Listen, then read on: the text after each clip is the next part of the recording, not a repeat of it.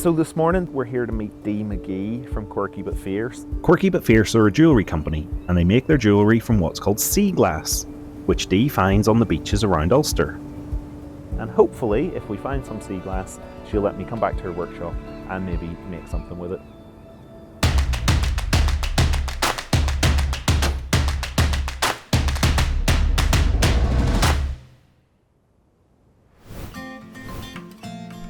Hiya Dee, so nice to meet you. What have you got planned for us today? We're just gonna head out to the beach and we're gonna look for some sea glass and pick up any trash while we're out there and just do a little trash and treasure hunt. Let's do it. All right, let's go. We're at Ballyvester Beach, between Millisle and Donaghadee, about 20 miles along the coast from Belfast. It's not really like a beach you'd come to for your barbecues and to hang out with, but it's fabulous for sea glass. Well, it's absolutely beautiful, and as you can see, the wee lads are absolutely made up to me. Yes. Now don't worry, I know what you're all thinking, and yes, I am going to ask. So, what is sea glass? So sea glass is basically any glass that has somehow entered the ocean. Back when most packaging was glass, ships might have wrecked at sea, not quite made their deliveries.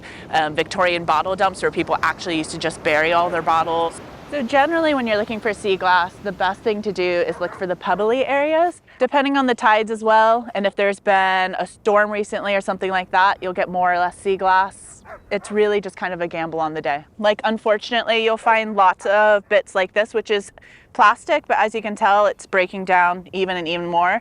And this will keep breaking down into microplastics, which aren't great for anyone.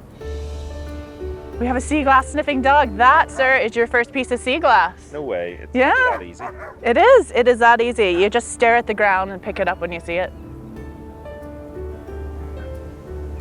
Ooh, that's yellow. Nice. Yeah. Sea glass! See, once you start looking, you'll just find more and more. It all kind of makes its way into the sea and then it gets tumbled, and that is sea glass. Look at that. You found another piece? See, that's a nicely polished, what we would call a nicely polished piece, because it's got the nice frost on it and it's really smooth, rounded edges. So that one's been in the sea for a while, tumbling about. White is the most prominent, so you find white everywhere. So what's the rarest color? Red. Red is like the... Worldwide.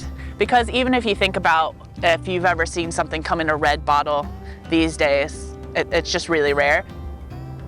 Right, with all the sea glass collected, it's time for Dee to show us how to turn it into her amazing jewellery.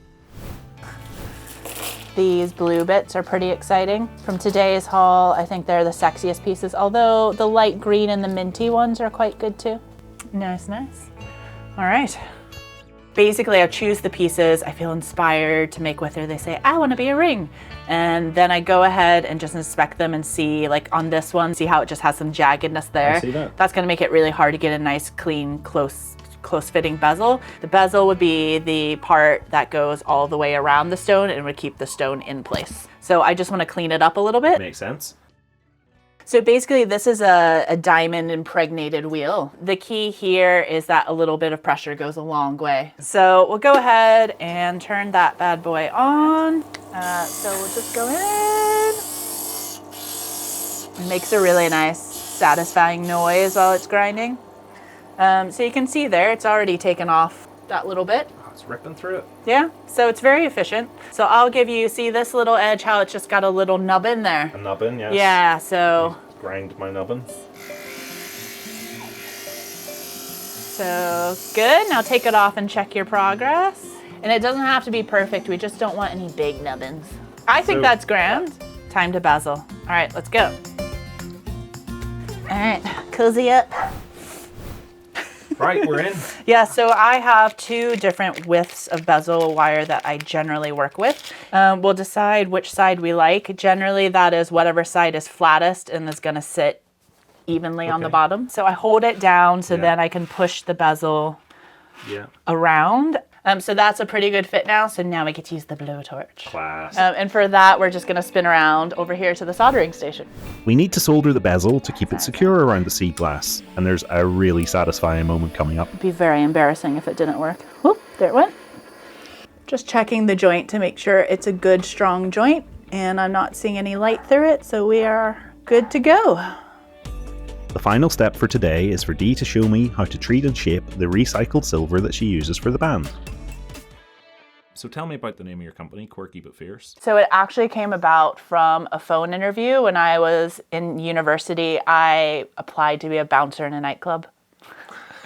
As you do.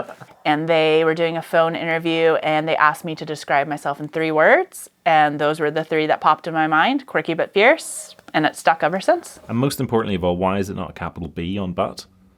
Well, listen, butts are great, but they don't need to be at the forefront all the time.